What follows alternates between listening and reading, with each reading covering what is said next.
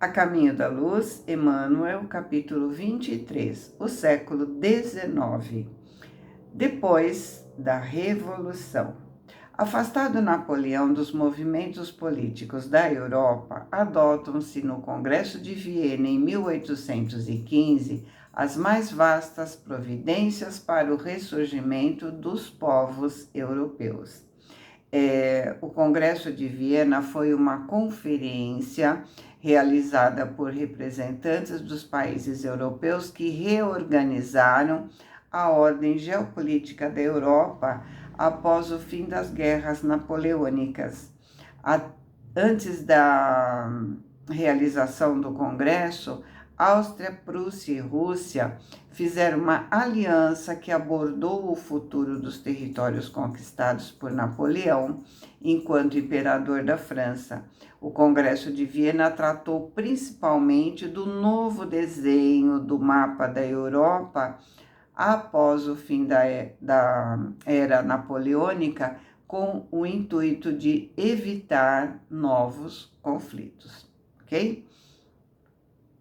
A diplomacia realiza memoráveis feitos, aproveitando as dolorosas experiências daqueles anos de extermínio e de revolução. Luís XVIII foi o primeiro monarca constitucional, ou seja, ele tinha menos poder, né? Então, Luís XVIII, conde de Provença, irmão de Luís XVI, é chamado ao trono francês, restabelecendo-se antigas dinastias naquela mesma época. A Igreja também é contemplada no grande inventário, restituindo-se os estados onde fundou o seu reino perecível. Um sopro de paz reanima aquelas coletividades esgotadas de lutas fratricidas, possibilitando a intervenção indireta das forças invisíveis na reconstrução patrimonial dos grandes povos. Então, novamente, vemos a intervenção das forças invisíveis ajudando os povos aqui, né? Ajudando a fazer aquilo que estava sendo proposto. Porém, muitas reformas haviam acontecido após os movimentos sanguinolentos iniciados em 1789, principalmente na França. Semelhantes renovações foram as mais vastas e numerosas. Além do governo de Luís XVIII se beneficiar com as imitações do sistema inglês, vários princípios liberais da Revolução foram adotados, como a igualdade dos cidadãos perante a lei, a liberdade de cultos, estabelecendo-se, a par de todas as conquistas políticas e sociais, um regime de responsabilidade individual no mecanismo de todos os departamentos do Estado. A própria Igreja, habituada a todas as arbitrariedades na sua feição dogmática, reconheceu a limitação dos seus poderes junto das massas, resignando-se com a nova situação. Independência política da América. A maioria dos povos do planeta, acompanhando o curso dos acontecimentos, procurou eliminar os últimos resquícios do absolutismo dos tronos, aproximando-se dos ideais republicanos ou instituindo o regime constitucional com a restrição de poderes dos soberanos. A América, destinada a receber as sagradas experiências da Europa para a civilização do futuro, busca aplicar os grandes princípios dos filósofos franceses à sua vida política, caminhando para a mais perfeita emancipação. Então, vamos observar que ele está falando da América do Norte. Seguindo o exemplo das colônias inglesas, os 4 vice-reinados da Espanha procuraram lutar pela sua independência, América Central e América do Sul. Tá? No México, os patriotas não toleraram outra soberania além da própria, e no Sul, com a ação de Bolívar e com as deliberações do Congresso de Tucumã em 1816, proclamava-se a liberdade política das províncias da América Meridional, atual Argentina, Uruguai e parte da Bolívia. Simão Bolívar foi um revolucionário venezuelano que pertencia a uma família de aristocracia crioula. Jurou defender a independência da América do Sul, criar um grande país e acreditava na emancipação latino-americana. E o Congresso de Tucumã declara a independência da Argentina. São as 2 coisas que ele citou nesse parágrafo, né?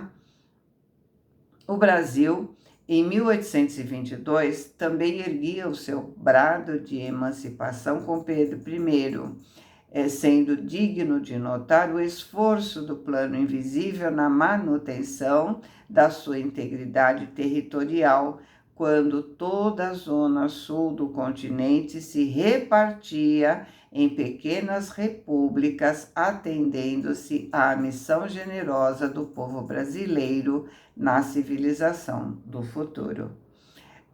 Irmão X dá mais detalhes disso tudo no livro Brasil, Pátria do Mundo, Brasil, Coração do Mundo, Pátria do Evangelho.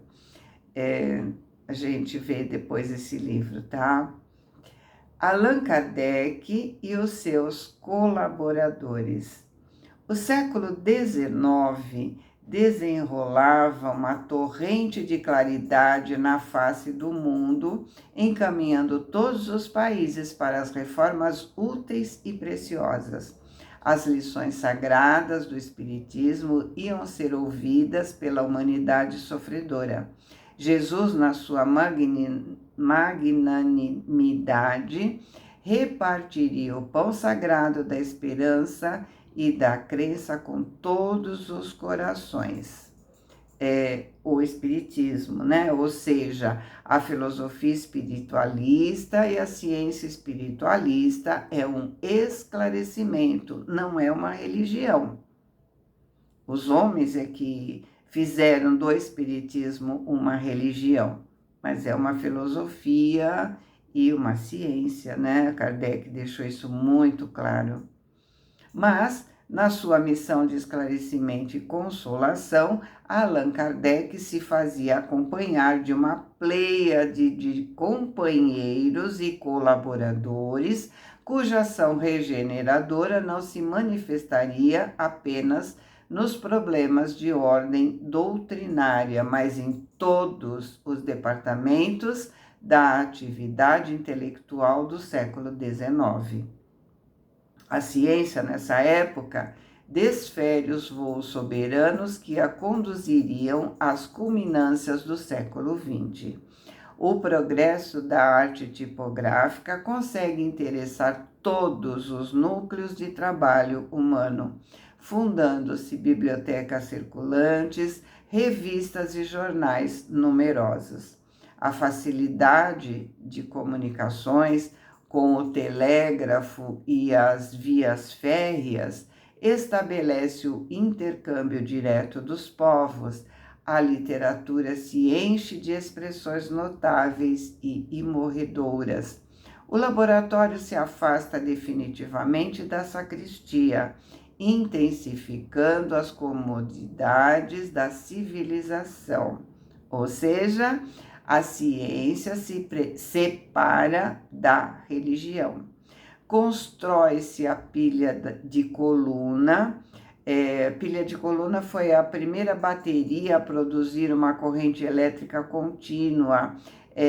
Foi o primeiro gerador estático de energia elétrica. transformou energia química em energia elétrica e foi a base para todas as outras descobertas, como a decomposição elétrica da água em hidrogênio e oxigênio. Descobre-se a indução magnética, surgem o telefone e o fonógrafo. Aparecem os primeiros sulcos no campo da radiotelegrafia. Encontra-se a análise espectral e a unidade das energias físicas da natureza. Estuda-se a teoria atômica e a fisiologia assenta bases definitivas com a anatomia comparada. As artes atestam uma vida nova. A pintura e a música denunciam elevado sabor de espiritualidade avançada. A dádiva celestial do intercâmbio entre o mundo visível e o invisível chegou ao planeta nessa onda de claridades inexprimíveis. Consolador da humanidade, segundo as promessas do Cristo, o Espiritismo vinha esclarecer os homens, preparando o seu coração para o perfeito aproveitamento de tantas riquezas do céu. As ciências sociais. O campo da filosofia não escapou a essa torrente renovadora, aliando-se às ciências físicas. As ciências da alma não toleraram a intervenção dos dogmas absurdos da Igreja. As religiões cristãs, atormentadas e divididas, viviam os seus templos um combate de morte. Então, a Igreja Católica e as várias vertentes do protestantismo, tá? Longe de exemplificarem aquela fraternidade do Divino Mestre, entregavam-se a todos os excessos do espírito de seita.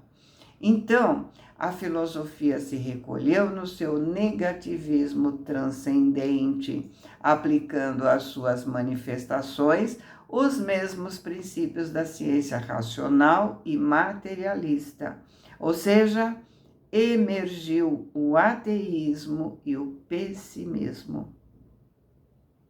Schopenhauer é uma demonstração eloquente do seu pessimismo, e as teorias de Spencer e de Comte esclarecem as nossas assertivas, apesar da sinceridade com que foram lançadas no vasto campo das ideias. Schopenhauer era filósofo. Ele defendeu a ideia de que o homem não é um ser unificado e racional, que age conforme os interesses, mas um ser fragmentado e passional, que age influenciado por forças que fogem do seu controle. Herbert Spencer foi considerado o mais importante pensador do chamado darwinismo social e fundador da biologia social. Segundo o seu ponto de vista, na luta por espaço e recursos, apenas os homens mais fortes prevalecem, assim como ocorre entre os animais dentro da natureza. E Auguste Comte estabeleceu uma espécie de hierarquia das 7 grandes ciências: matemática, astronomia, física, química, moral, biologia e sociologia. A Igreja Romana era culpada de semelhantes desvios. Dominando a ferro e fogo junto dos príncipes do mundo, não tratou de fundar o império espiritual dos corações à sombra acolhedora. Longe da exemplificação do Nazareno, amontoou todos os tesouros inúteis, intensificando as necessidades das massas sofredoras. Extorquia antes de dar, conservando a ignorância em vez de espalhar a luz do conhecimento. A igreja, com suas arrecadações, aumentou a pobreza. Dentro dos monastérios havia evangelização, mas aqueles que faziam parte do alto clero extorquia o povo. A tarefa do missionário. A tarefa de Allan Kardec era difícil e complexa. Competia a ele reorganizar o edifício desmoronado da crença, reconduzindo a civilização às suas profundas bases religiosas. Atento à missão de concórdia e fraternidade da América, o plano invisível localizou aí as primeiras manifestações tangíveis do mundo espiritual, no famoso lugarejo de Hydesville, provocando os mais largos movimentos de opinião. A fagulha partiu das plagas americanas, como também partiu delas a consolidação das conquistas democráticas. A Europa busca ambientar as ideias novas e generosas que encontram o discípulo no seu posto de oração e de vigilância, pronto a atender aos chamamentos do Senhor. Então, esse discípulo é Allan Kardec, homem íntegro, que estava pronto quando chamado. Numerosos cooperadores diretos da sua tarefa auxiliam o seu esforço sagrado, desdobrando as suas sínteses em gloriosos complementos. Então, o plano espiritual o ajudando nas perguntas e respostas para ampliar o conhecimento, para que os conhecimentos fossem entendidos. O orbe, com as suas instituições sociais e políticas, havia atingido um período de grandiosas transformações que requeriam mais de um século de lutas dolorosas e remissoras, e o Espiritismo seria a essência dessas conquistas novas, reconduzindo os corações para o Evangelho suave do cristianismo. Provações coletivas na França. Cumpre-nos assinalar as dolorosas provas da França, depois dos seus excessos na Revolução e nas campanhas napoleônicas. Depois das revoluções de 1830 e 1848, onde se efetuam penosos resgates por parte dos indivíduos e das coletividades, surge a Guerra Franco-Prussiana de 1870. Prússia hoje é a Alemanha, tá?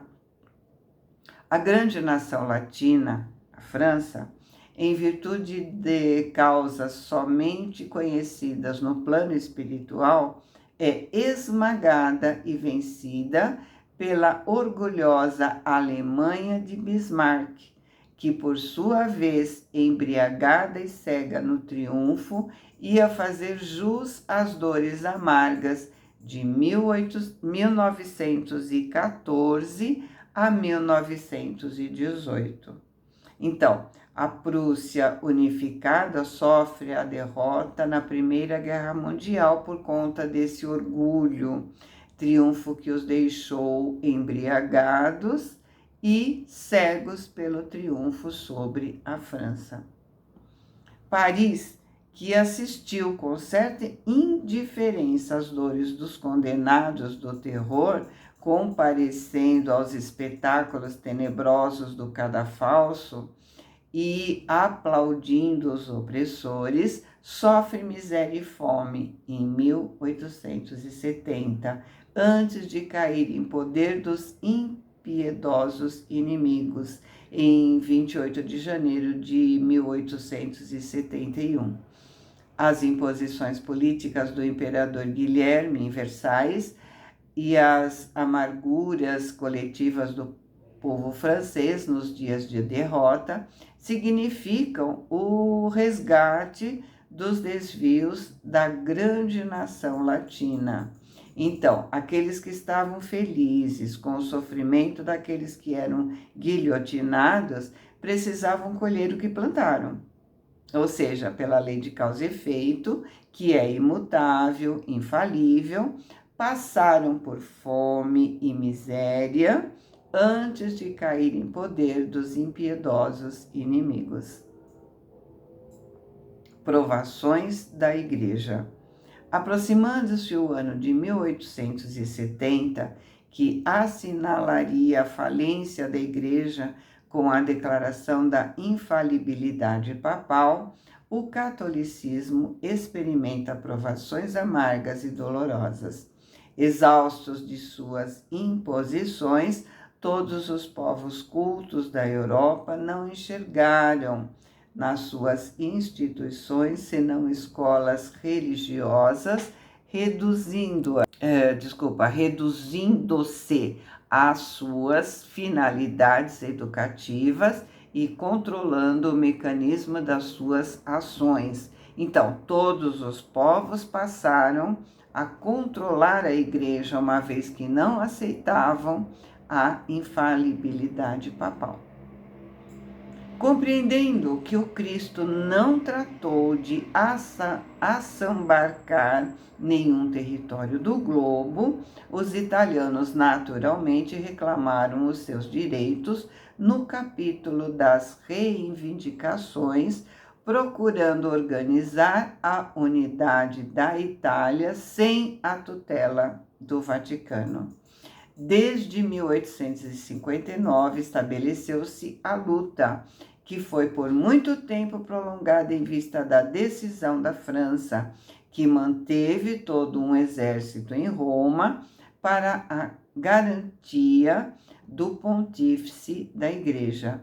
Mas a situação em 1870 obrigou o povo francês a reclamar a presença dos guardas do Vaticano, triunfando as ideias de Cavour e o Papa se privando de todos os poderes temporais, restringindo-se à sua posse material.